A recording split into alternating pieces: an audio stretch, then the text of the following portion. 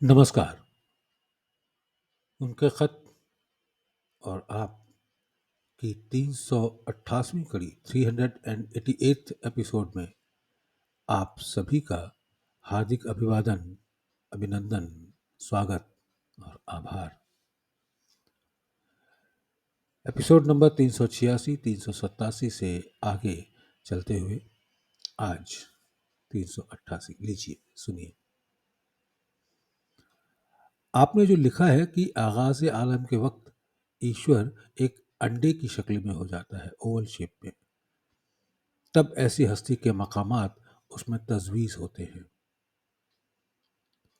मैं एक पढ़ा लिखा आदमी नहीं हूँ।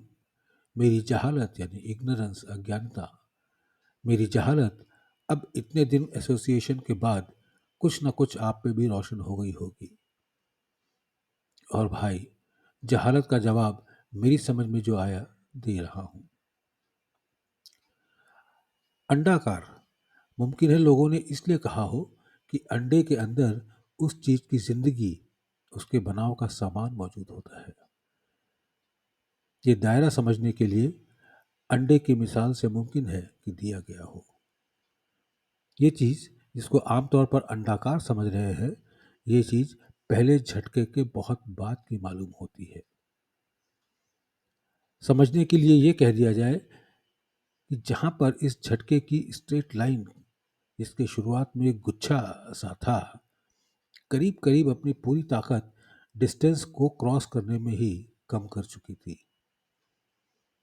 उसके बाद जब वो चीज गिरने पर आमादा हुई तो उसने कुदरतन फोर्स कम होने की वजह से एक दायरा बना लिया, जैसे वाटरफॉल की हालत होती है।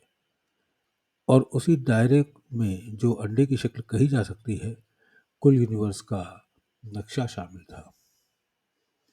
या यूं कहिए कि यह यूनिवर्स का पहला गिलाफ था, जिसके गर्भ में वो ताकतें छुपी हुई थीं जो पैदाइश आलम के लिए अपने साथ लाई थीं। भाई, ये तो अंडे की शक्ल का जवाब था। अब और सुनिए। अंडरलाइंड पोर्शन जो आपके सवाल में शामिल है, उसका जवाब मेरी समझ में ये आ रहा है कि वहाँ हस्ती यानी जीवन बनने से पहले उनके सामान मुहैया हो गए, मगर सामान मुहैया होने से पहले हस्तियाँ नहीं थीं। अगर इससे पहले हस्तियाँ मौजूद होती तो उनके मकामात भी तजवीज़ हो गए होते। तजवीज़ मीन्स बट गए होते, डिस्ट्रीब्यूट हो गए होते। तब आपके पास सामान मौजूद होता और उसके रखने के लिए खाने भी बन गए होते। इससे आगे वाला सवाल जो इसी के साथ है, क्या यह ख्याल दुरुस्त है कि मुकर्रा वक्त पर, निश्चित वक्त पर युग में उनका अवतार ज़रूर होगा? ये चीज़ भी इससे पहले जुमले से वाज़ेह हो जाएगी, क्लियर हो जाएगी। आपने ये भी इस हक़ीर बेनज़ीर यानी छोटे व्यक्ति से दरियाफ्त की है, भंडार जहाँ से हम लोगों को फैज़ मिलता है वो बेस में है या कहीं और? भाई, इसके जवाब मैं बहुत फिलॉसफी नहीं बघारूंगा, थोड़ा सा लिखे देता हूँ। आप हमें ये बता दीजिए कि जिस हवा से आप सांस ले रहे हैं, वो हवा किस तह में है? मैं समझता हूँ आप नहीं बता सकते, मगर भाई, ये सवाल जो आपने किया है, उसका अगर वाज़ेह तौर पर जवाब दिया जाए, स्पष्ट रूप से जवाब दिया जाए, तो सहज मार्ग की जितनी फिलॉसफी है, मेरी समझ में अगर कुल लिखी जावे तो ये जवाब साफ होगा। छोटा सा जवाब अगर आप चाहें तो भक्ति के रूप में बस इतना काफ़ी है, शिमला बरंदाज आलम यानी झंडे के अनुसार कपड़ा। जैसा सवाल था उसी लिहाज से जवाब। मगर भाई, मैं भी बहक गया। पंडित जी, मैंने ऊपर जो कुछ लिखाया है, ये सब मैंने देख कर लिखाया है। इसकी सदाकत यानी सच्चाई उस वक्त मालूम हो सकती है जबकि पढ़ने वाला भी उसको देखता जावे और समझता जावे। और भाई, यही हाल मुमकिन है कि वेदों का भी हुआ हो। तकसीर दर तकसीर होती गई, गलती पर गलती होती गई, मगर मतलब किसी से हल ना हुआ। फिर कहता हूँ, जिंदगी संभालने के लिए प्रैक्टिकल लाइफ की ज़रूरत होती है। व्याख्यान होते ही रहते हैं, वक्ता बकते ही रहते हैं, मगर गुत्थियाँ अब तक बाकी रह गईं। वजह ये कि लोगों ने पढ़ पढ़ा कर दूसरों की गुत्थियाँ साफ करना चाहीं। ये गुत्थियाँ उस वक्त सुलझ सकती हैं जबकि इंसान अपनी गुत्थी खुद सुलझा ले, और कोई नुस्खा इसके लिए मेरी समझ में नहीं आता। आपके मज़कूरा बाला सवाल यानी उपरोक्त प्रश्न का जवाब देना बहुत मुश्किल है। लफ्ज़ भंडार इस कदर विस्तृत है, वसीह है, कि जब हम इस लफ्ज़ का इस्तेमाल करते हैं तो वो कुल चीज़ सेंटर में इनविजिबल मोशन के आ जाती है। इसलिए अब इसका अंदाज़ा लगाना मुश्किल है कि फैज़ किस जगह से आता है। एक बात पर शायद किसी ने गौर न किया हो कि ज़र्रे में या एटम में जितने सर्किल इस सेंटर के बाद आखिर तक बनते हैं, सब मौजूद है।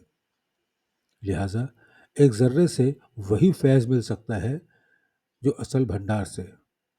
मगर भाई, कहीं मेरे इस लिखने से लोग ये ना साबित कर लें कि मूर्ति में भी ज़र्रात मौजूद हैं, और अगर हम उसकी पूजा करते हैं तो उसी फैज़ से हम संतुष्ट होते हैं। एटम से फैज़ अक्स करने के लिए प्राप्त करने के लिए ऐसा शख्स होना चाहिए जिसकी कैफियत निस्बतन वैसी ही हो गई हो, जिसकी निगाह ऐसी बारीक हो गई हो कि उस चीज़ में ठहर सके। चेतना में, कॉन्शियसनेस में बरकत मौजूद है। चेतना को आप जितना शुद्ध करते जाएंगे, कॉन्शियसनेस को आप जितना शुद्ध करते जाएंगे, उसकी असली हालत पर लाते जावें, उतनी ही फैज़ की सूरत बदलती जाती है। जब उसमें फैलाव इंतहाई हो जाता है और अपनी कुव्वत इरादी यानी संकल्प शक्ति आगे जाने का रुख करती है, उतनी ही ज़्यादा चेतना की पोटेंशियलिटी पर पहुंच जाती है। वहाँ काफ़ी कयाम के बाद अगर अभ्यासी में हिम्मत है तो उसकी उड़ान या परवाज़गी कायम रहती है, और उसकी भी इंतहाई हालत आ जाने पर पोटेंशियलिटी के दायरे से निकलकर उससे आगे उसकी पहुंच हो जाती है। फिर भी अगर हिम्मत बाकी है तो इस दायरे को भी छोड़कर आगे पहुंचने की खुशखबरी मिलती है। इसमें भी जब काफ़ी तैराकी हो जावे तो इससे आगे पहुंचने का इम्कान होता है, पॉसिबिलिटी होती है। अब हम यहाँ पर पहुंच गए तो एक दायरा और रह जाता है। उसमें पहुंचकर जीवन मोक्ष की दशा मिलती है। ऐसा शख्स अगर फैज़ दे तो उस फैज़ के बारे में बस यही कहा जाएगा कि बिल्कुल असल फैज़ है। उसका हर ज़र्रा इतना शुद्ध हो जाता है कि कुल्यतन यानी टोटली वही हालत सरायत कर जाती है, प्रवेश कर जाती है। अब वो चीज़ कहाँ है और कहाँ से आती है, जगह मैंने बता दी। अब टटोल आप खुद लें। कभी कभी ये भी होता है, खुसूसन हमारे यहाँ, जबकि अभ्यासी बराह रास्त यानी डायरेक्ट फैज़ से लाभान्वित होता है। उसकी वजह उसकी वजह ज़्यादातर ये होती है कि सिखाने वाला जिससे उसकी नालियाँ मिली हुई हैं, उसकी तरफ से ये चीज़ पैदा हो जाती है। और ये चीज़ कब पैदा होती है? जब सिखाने वाले के ख्याल का कदरे झटका यानी हल्का झटका असल में लग जाता है, और ये चीज़ ऑटोमेटिक हो जाती है। जिससे जितनी मोहब्बत और लगाव सिखाने वाले से है, उतना ही फैज़ पा जाता है। और भाई, अगर कहीं फ़नाइयत इंतहाई नुक्ते तक अपने सिखाने वाले से हो जाए, तब तो फिर ये हो जाता है कि जो चीज़ उसको मिलती है, सीखने वाले की तरफ मुंतकिल होती रहती है, ट्रांसफ़र होती रहती है। इसीलिए बुज़ुर्गों ने फ़नाइयत पर बड़ा ज़ोर दिया है, बल्कि यहाँ तक कहा है, जादाहे राह बका गैर अज़ फ़ना मिलती नहीं। अस्तित्व के मार्ग की पगडंडी फ़ना के बिना प्राप्त नहीं होती, मर्जेंस के बिना प्राप्त नहीं होती। मैं पुकार पुकार के कहता हूँ कि भाई, मर मिटना सीखो। इससे बढ़कर कोई इबादत नहीं, और भक्ति का असल मतलब भी यही है। चौथा सवाल, क्या फैज़ वो फोर्स है जो दुनिया बनाता है या उसके बाद वाली कोई चीज़ है? नीज ये कि क्या फैज़ ईथर से बारीक होता है या ईथर ही है या उससे मोटा? अंडरलाइंड हिस्से का जवाब ये है कि फैज़ अगर दुनिया बनाने वाले फोर्स हैं तो बिगाड़ने वाले फोर्स को आप क्या नाम देंगे? अगर फैज़ में सिर्फ बनाव की ही सूरत समझी जावे तो इसके मायने ये होंगे कि तवज्जो लेकर लेकर हम हर वक्त बनते ही रहे। ईश्वर ने अगर अपने फैज़ से जमादात, नबातात और हैवानात यानी खनिज पदार्थ, वनस्पति पदार्थ, जीव और प्राणी को बना दिया तो सिखाने वाले जो फैज़ देता है उससे भी कोई ना कोई तो शक्ल पैदा होती रहेगी, यानी कसरत हम में बढ़ती रहेगी। वहदानियत मतलब ईश्वर को एक मानना, वहदानियत ख्वाब ख्याल हो जाएगी और आखिर में हम किसी दीन के ना रहेंगे। मेरी समझ में ये नहीं आया कि आपने ये सवाल कैसे कर लिया। ये सवाल आते ही इसका जवाब तो खुद मिल जाता। फैज़ के मायने फ़ायदे के हैं। जिस चीज़ से फ़ायदा ना हो उसको हम फैज़ नहीं कह सकते। फैज़ ईथर से बारीक या मोटा होता है, इसका जवाब भी मैं दे सकता हूँ और आला फ़िलॉसफ़ी के साथ। मगर भाई इसकी ज़रूरत नहीं मालूम होती कि बेकार दिमाग सूजी की जाए। और भाई हायर थॉट्स के इजहार में मेरा दिमाग बहुत ज़्यादा थक जाता है। और फिर भी अगर ज़रूरत हो तो इस 10 सफ़े इस पर भी लिखूँगा, 10 पेजेस। इसका जवाब गो ऊपर बहुत कुछ अभी आ चुका है। बस इतना समझ लीजिए, जिसकी पहुँच ईथर के ऊपर है उसको हिस्सा वहाँ से मिलता है और जिसकी पहुँच जहाँ तक उसको वहाँ से। फ़कत दुआ गो रामचंद्र।